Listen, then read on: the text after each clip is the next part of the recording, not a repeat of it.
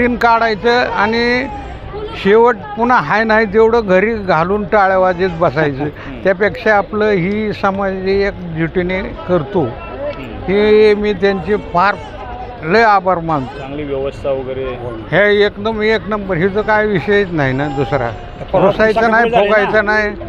आणि ह्यात कसं आहे की मध्ये 32-33 साखरपुडे झालेले, पर्वत झाले 23 मार्चला. त्यामुळं काय झालं की लोकांना ही 16वा परवडतो. असं सेपरेट करायला परवडत नाही. पोपट मिसाळ पंढरपूर दरवर्षी हे गवळी समाजाकडनं हे सामुदायिक विवाह होतो, संपन्न होतो. ह्यात सगळे गोर गरीब श्रीमंत सगळे खर्चाच्या बाबतीत कुणी मागं पुढं बघत नाही आणि कार्य छान होतं. आणि सोलापूर जिल्ह्याचं नाव रोशनसाठी ही परंपरा चाललेली आहे. ही कमीत कमीत मला वाटतं 25 वर्ष होऊन गेले. 25 वर्ष होऊन गेले. त्याचे कार्यकर्ते पण चांगले आहेत. कार्यकर्ते सगळे चांगले. लक्ष्मण अण्णापासून कार्यकर्ते. आता कुणाच्या लग्नासाठी आले तुम्ही? आम्ही मोहन साठे. तुमच्या कुणाचं नाते नातीचं? हां. काय समाधानी आहात इथं एकदम म्हणजे की ऋण काढायचं आणि शेवट पुन्हा हाय नाही तेवढं घरी घालून टाळ्या वाजत बसायचं.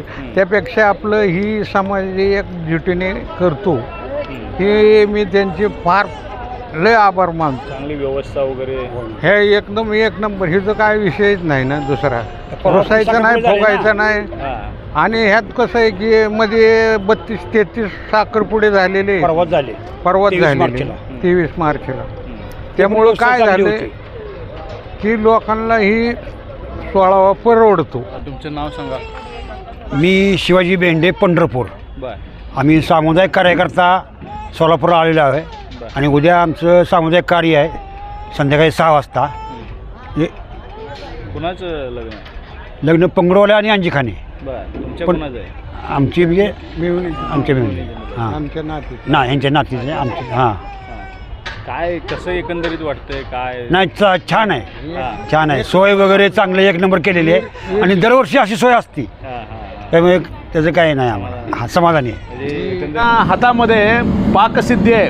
म्हणजे सुगरणीचा स्वयंपाक जसा म्हणतो कितीही मोठ्या प्रमाणात जरी गर्दी झाली तरी यांचं एक आश्वासन असतं की तुम्ही कसलीही काही काळजी करू नका.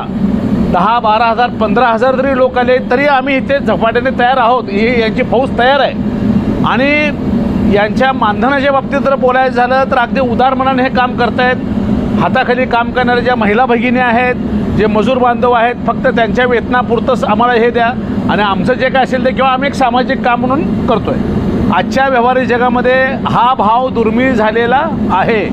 परिस्थितीने ही माणसं जरी गरीब असली तरी कलेने श्रीमंत आहेत आणि त्यांच्या मनामध्ये एक सामाजिक आवड कामाची ही झालेली आहे. आणि अशा सामुदायिक विवाह सोहळ्याच्या प्रसंगी ह्या कल्याणकारी कार्याला सिंहाचा वाटा.